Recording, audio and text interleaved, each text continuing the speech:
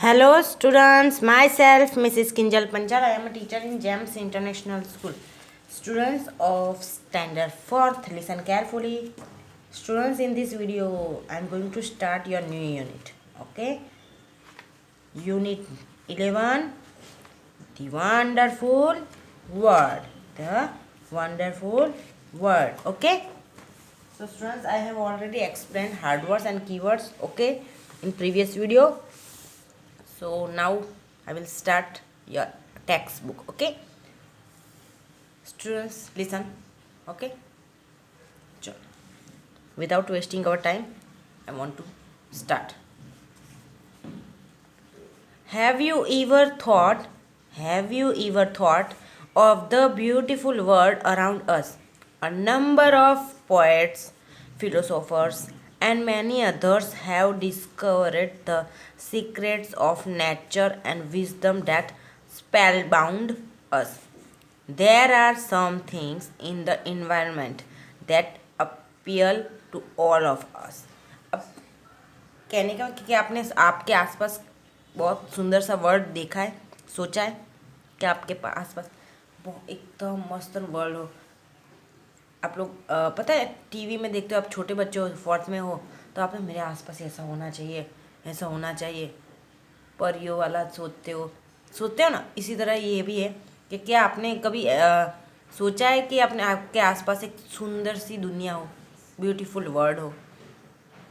वो तो सब लोग चाहते हैं ना कि अपने आसपास ये पॉल्यूशन पॉल्यूटेड जो एटमॉस्फेयर है पॉल्यूशन वाला, वो नहीं होना चाहिए। एकदम जैसे टीवी में कैसे दिखाते उस तरीके से वर्ल्ड हो, ऐसा हम सोचते हैं ना। तो सब सोचते हैं, आप छोटे हो क्या बड़े भी ऐसा ही सोचते हैं बच्चों। Okay, a number of poets मतलब जो कवियाँ होती है। अ नंबर ऑफ पोएट्स मतलब कवि जो लोग होते हैं ना, पोएम लिखते हैं वो पोएट्स बोलते हैं। फिलोसोफर मतलब जो अपने बोल सके वो तत्वज्ञानी होते हैं, यानी जो तारण निकालते हैं। ओके, और दूसरे अभी बहुत सारे हैं जिन्होंने नेचर मतलब कुदरती जो सीक्रेट रहस्य, कुदरती रहस्य उसको डिस्कवर मतलब ढूंढ लिया है। एक्चुअली कैसा होता है बच्चों कि हम सब चाहते हैं कि हमारे आसपास का जो वर्ल्ड है वो एकदम क्लियर हो, कोई ऐसा नॉइजी ना हो, एकदम क्वाइट हो, यानी एकदम जैसे सपनों वाला। सपने तो देखते कि हमारे आसपास हमारे से ये होता है, मैं परी बन जाऊँ, सब है ना। तो इस तरीके का तो यहाँ बहुत सारे ऐसी एनवायरनमेंट मतलब चीज़ है एनवायरनमेंट में जो हम सबको देखनी है अभी, जो कैसे कैसे हो। इस चैप्टर में हम लोग मोस्टली फ्लावर्स के बारे में पढ़ेंगे पहले। ओके, जैसे लिखा है द क्वीन ऑफ फ्लावर्स यानी फ्लावर मतलब फूल जो होता है ना, फूल, उसकी क्वीन। अब चलो पढ़ते हैं, फूलों की रानी। चलो कौन है देखते हैं। Okay, there are a number of flowers that we see around us. One of them is the rose. It has been a symbol of love, dedication, divine affection, respect, and so on. Roses are also called the divas of our garden. They add beauty and brightness to the environment. अब हमारे आसपास बहुत सारे flowers हैं, उसमें से एक है रोज़। उसमें से एक कौन सा है? रोज़। हमारे आसपास बहुत सारे फ्लावर्स, तो कई फ्लावर्स तो ऐसे होंगे जो इसका नाम भी हमें नहीं पता होगा, ऐसा। ओके, तो इस तरीके, तो उसमें से एक है रोज़। अब रोज़ है वो किसका सिंबल है? लव, प्रेम, रोज़। मोस्टली सबको रोज़ फ्लावर है ना बहुत अच्छा लगता है, सब लोग उसको ही ज़्यादा पसंद करते हैं, रोज़ फ्लावर को। ओके, और जो रोज़ है वो सिंबल है लव का, प्रेम का। फिर डेडिकेशन मतलब वफादारी का, समर्पित होने का। अब अभी तो आप फोर्थ में है तो मैं इतना डीपली कोई एक्सप्लेन नहीं करूँगी बच्चों। Okay, divine affection. Divine affection मतलब दैवीय जो अफेक्शन होता है ना, अट्रैक्शन जैसा, love.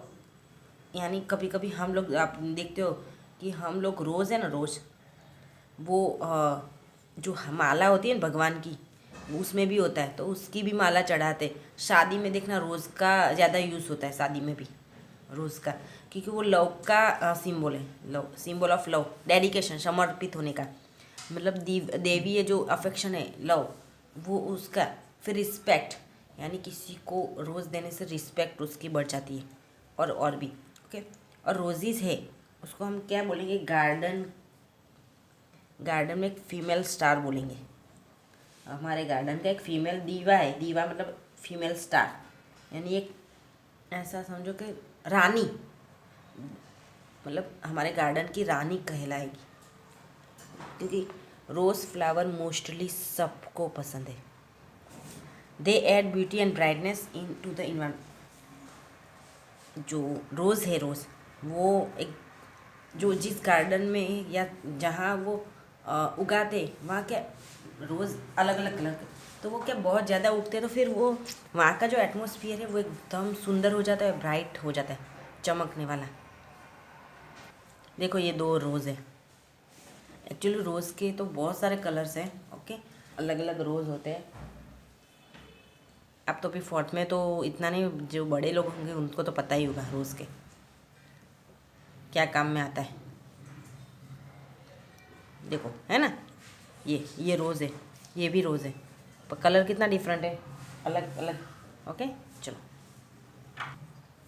Have we ever wonder about a life without flowers and colours? क्या आप लोग ऐसे सोच भी सकते हो, वंडर कर सकते, मतलब ऐसा सोच सकते हो कि फ्लावर्स और कलर्स के बिना की लाइफ? सोचो, कलर का भी कितना इम्पोर्टेंट है हमारी लाइफ में। सोचो, आपका घर में black and white colour, tiles black, दीवार की वाइट, और फिर रहने का जो चीज़ें होती है वो भी ब्लैक एंड वाइट में, कोई कलर ही नहीं घर में, आपके कपड़े भी ब्लैक एंड वाइट हर रोज पहनने के। तो सोच सकते हो ऐसी लाइफ आप? कभी नहीं सोच सकते, कोई नहीं सोच सकता। There are more than 100 species of roses around us. The name rose comes from Latin word rosa. Roses are valued for their sweet fragrance, medicinal value, ornament and decorative values. Okay, अब रोज़ आप अपने आसपास ही 100 spaces, 100 spaces मतलब 100 types के roses हैं, उससे भी ज़्यादा लिखा ही है। देखो, this one is most important, यानी हमारे आसपास ही रोज़ के बहुत जाति के रोज़ है, 100 से भी ज़्यादा, 100 से भी ज़्यादा। अब रोज़ जो नाम है वो लेटिन वर्ड है रोज़ा, उसके ऊपर से आया है। लेटिन वर्ड रोज़ा के ऊपर से आया है, यानी ये भी इम्पोर्टेंट है कि MCQ में उसमें ही आता है ज़्यादातर। Okay, filling the blanks. The name rose comes from the Latin word rosa. Roses है ना, उसकी वैल्यू क्यों है? क्योंकि उसकी स्वीट फ्रेगनेंस होती है। स्वीट फ्रेगनेंस मतलब एकदम मीठी मीठी खुशबू, बहुत खुशबूदार होता है ना रोज़, उसका इसीलिए भी वैल्यू ज़्यादा है। फिर मेडिसिनल वैल्यू, उसका मेडिसिन में भी बहुत यूज़ होता है। मेडिसिनल मतलब ओके, मतलब मेडिकल लाइन में भी उसका यूज़ होता है। ऑर्नामेंटली, कई कई जगह रोज़ का ऑर्नामेंट, जैसे कि शादी वादी होती है तो गले का जो हार होता है वो रोज़ का होता है, तो बहुत, क्योंकि उसकी वैल्यू बढ़ जाती है, और जो अट्रैक्शन होता है, जो लुक होता है वो बढ़ जाता है। फिर डेकोरेटिव वैल्यू, कई कई जगह रोज़ का डेकोरेशन करने के लिए भी यूज़ किया जाता है। ओके, डेकोरेटिव वैल्यू भी होती है ना। Can we try to be budding poets, writers and poets and write a few lines to describe the rose? अब कोई भी जैसे आपको पोएट बनना है तो जो ग्रोविंग बडिंग पोएट्स मतलब जो पोएम की दुनिया में आए हैं, वो से नए नए जो पोएट है, ग्रोविंग जिसको बोलते हैं, बडिंग मतलब ग्रोविंग यानी ग्रो करने वाले, और जो राइटर्स होते हैं, पोएट्स होते हैं, वो लोग थोड़ी सी लाइन लिखते हैं उसके बारे में, रोज़ के बारे में। ओके,